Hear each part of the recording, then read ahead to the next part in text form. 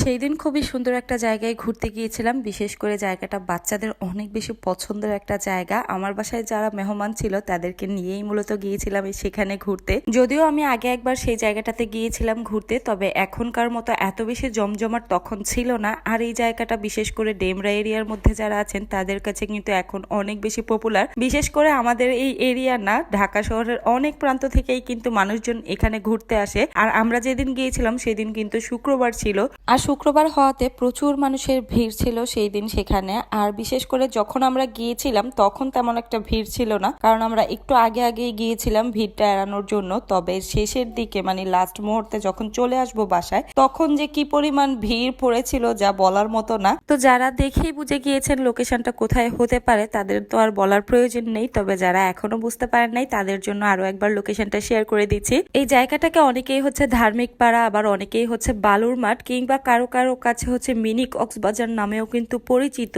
আর বিশেষ করে জায়গাটা বিশাল বড় একটা বালুর মাঠের মধ্যে গঠন করা হয়েছে। আমি আগের বার যখন গিয়েছিলাম তখন একটা রেস্টুরেন্টের চারপাশে হচ্ছে কিছু বাচ্চাদের রাইডস এর ব্যবস্থা ছিল, আর ছোট ছোট কিছু কসমেটিক্স এর দোকান ছিল, সেভাবেই কিন্তু সাজানো ছিল। আর এখন কিন্তু পুরো বালুর মাঠ জুড়েই হচ্ছে প্রায় 3 থেকে 4 জায়গায় এরকম বিভিন্ন রাইডস এর ব্যবস্থা, তারপর অনেক অনেক দোকানপাট সাজানো হয়েছে। আর আগের চেয়ে অনেক ডিফারেন্ট রাইডের ব্যবস্থা ছিল যেগুলো বাচ্চাদেরকে অনেক বেশি এন্টারটেইন করে। তো যাই হোক, এদিকে হচ্ছে আমাকে নৌকায় ওঠার জন্য অনেক বেশি জোর করা হচ্ছিল, কিন্তু আমি আগে একবার নৌকায় উঠে ভীষণই ভয় পেয়েছিলাম, যার কারণে এইবার আর রিস্ক নেওয়া হয় নাই। তো এদিকে আমার বোনের মেয়ে আর আমার ছোট বোন হচ্ছে নৌকায় উঠেছিল, ওরা তো বেশ এনজয় করেছে। তো যারা একটু দুর্বল টাইপের তারা হচ্ছে এই নৌকায় একদমই উঠবেন না, কারণ ভীষণ কিন্তু ভয় লাগে এটাতে। তবে আমার কাছে ভূতের বাড়ির এই ভিতরের অংশটাতে যাওয়ার খুবই ইচ্ছে ছিল, তবে ছোট বাচ্চা যেহেতু সাথে ছিল তাই আর ভিতরে যাওয়া হয় নাই, কারণ ভিতরে কি ভয়ঙ্কর কি আছে না আছে সেটা তো আর জানি না। তো যার কারণে হচ্ছে আর বাচ্চাদেরকে নিয়ে যাই নাই। তো যাই হোক, এখানে হচ্ছে বাচ্চাদেরকে কিছু রাইডসে উঠালাম, আর এখানে বেশ কয়েকটা রাইডসে ছিল। আর এখানকার প্রত্যেকটা রাইডের প্রাইস অনেক কিন্তু কম ছিল, মানে 30 থেকে 40 বা 50 এর মধ্যেই হচ্ছে প্রত্যেকটা রাইডসে আপনারা বাচ্চাদেরকে উঠাতে পারবেন।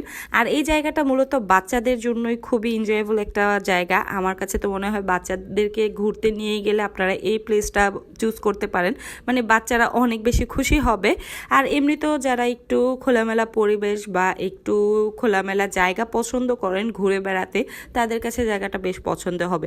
তবে দূর দূরান্ত থেকে যে আপনারা এসে এই জায়গাতে ঘুরতে হবে এরকম কিন্তু দেখার মতো কিছুই নেই। সো যাই হোক, অনেকক্ষণ ঘোরাঘুরি করার পর এখন মনে হলো কিছু একটা খাওয়া দরকার। আর বিশেষ করে এই জায়গাতে কিন্তু প্রচুর খাবার দাবারের দোকান রয়েছে, আর প্রত্যেকটা দোকানের মধ্যেই বেশ অনেক আইটেমের খাবার দাবার কিন্তু পাওয়া যায়।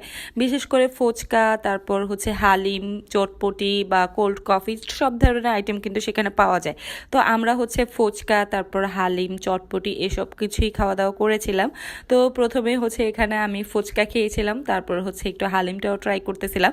আমার কাছে না প্রত্যেকটা খাবারই বেশ ভালোই লেগেছে, তবে খাবার তুলনায় প্রাইসিংটা একটু বেশি ছিল, যেটা আমার কাছে একদমই ভালো লাগে নাই। মানে এরকম ছোটখাটো একটা জায়গার মধ্যে এত বেশি প্রাইসে খাবার দাবার গুলো সেল করতেছিল তারা। আসলে প্রচুর মানুষের ভিড় থাকার কারণেই হয়তো বা তারা এরকমটা করেছে। আর বিশেষ করে এই জায়গাটাতে না প্রচুর প্রচুর ভিড়, আপনারা গেলেই হয়তো বুঝতে পারবেন। সো যাই হোক, এই ছিল আমার আজকের ভিডিও। কেমন লাগলো আপনাদের অবশ্যই কমেন্টে জানাবেন। আল্লাহ হাফিজ।